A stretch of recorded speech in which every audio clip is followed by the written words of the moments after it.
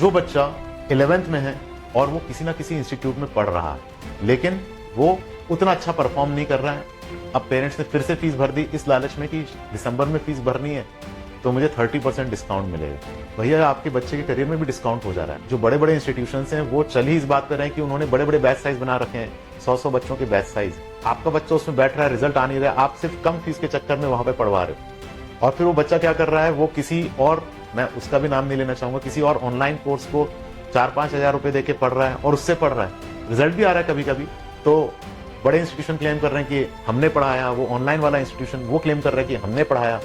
और पेरेंट्स जो बाकी एडमिशन लेना चाहते हैं वो ये देख के कंफ्यूज हो रहे हैं, अच्छा ऑनलाइन वाला एक ले लेते हैं और ये वाला एक ले लेते हैं, यहाँ 5,000 यहाँ 1.5 लाख, तो 1,55 में मेरा काम हो जाएगा। तो हम लोग अपने बच्चे का जुगाड़ बिठा रहे हैं, हमें इस जुगाड़ से निकलना। वो क्वालिटी एजुकेशन हम बच्चे को कैसे प्रोवाइड कर सकते हैं। अगर आपका बच्चा 11th से 12th में जा रहा है, this is the right time to make a decision now. And what is that decision that you have to make. कई बार हमें आगे बढ़ने के लिए कुछ चीजें छोड़नी पड़ती या अपना टोटली बिजनेस मॉडल भी चेंज करना पड़ता है, ठीक है ना। रिलायंस एक समय पे टेक्सटाइल का बिजनेस करता था, आज वो एक बहुत ही छोटा परसेंटेज रह गया, they are doing entirely something else.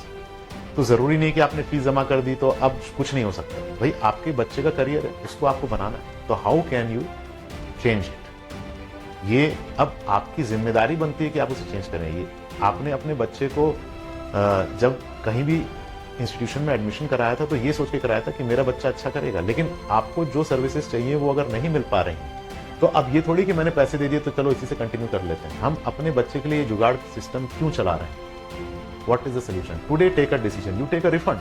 क्या होगा, थोड़े बहुत पैसे कटेंगे, ठीक है। आप जाइए और उन टीचर्स के पास जो कि डेडिकेटेड हैं और जो सालों साल से पढ़ा रहे हैं और जो अपना कोई रिप्लेसमेंट नहीं ढूंढ रहे हैं, जो हमेशा पढ़ाते ही रहेंगे, जो अपनी जगह लेके बैठे हैं, उनके पास अगर आप जाके अपने एक प्रॉपर मेंटर से पढ़ाई करवाते हैं तो आप देखेंगे आपके बच्चे के सिलेक्शन में इंप्रूवमेंट आ रहा है। पहला रास्ता ये है कि सुप्रीम कोर्ट के भी जजमेंट्स आए हैं जिसमें कि आप you can take a refund from the institution if you have not taken a single class.